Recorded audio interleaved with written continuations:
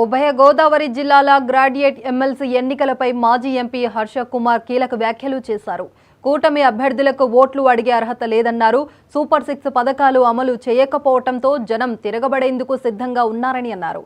ప్రభుత్వ ఆఫీసులో పవన్ కళ్యాణ్ చిత్రపటానికి తొలగించి చంద్రబాబు ఫోటో మాత్రమే ఉంచుతున్నారని అన్నారు.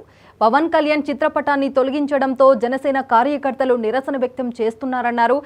దీంతో జనసేన మద్దతు మాకే ఉంటుందని ధీమా వ్యక్తం చేశారు. ఎమ్మెల్సీ ఎన్నికలలో తన కుమారుడు జీవి సుందర్ యువతకు అవసరమైన మేనిఫెస్టోతో ముందుకు వచ్చారని అన్నారు. ఈరోజు పి గన్నవరంలో ఎమ్మెల్సీ అభ్యర్థి జీవి సుందర్ని గెలిపించమని అభ్యర్థించడానికి వచ్చాను. ఈ రోజున ఎమ్మెల్సీ క్యాండిడేట్గా సుందరు విద్యావంతుడు, అంతేకాకుండా తను ఎలక్ట్ అయితే ఏం చేస్తాడో ప్రజలకు వివరించే కార్యక్రమాలు చేస్తూ ఉన్నాడు. ఒక మేనిఫెస్టో రూపొందించి ప్రజల్లోకి వెళ్తున్నాడు.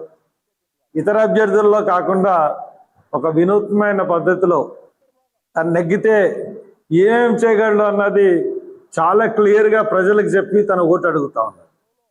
ఈ రోజున పి గన్నవరం నియోజకవర్గం అంటే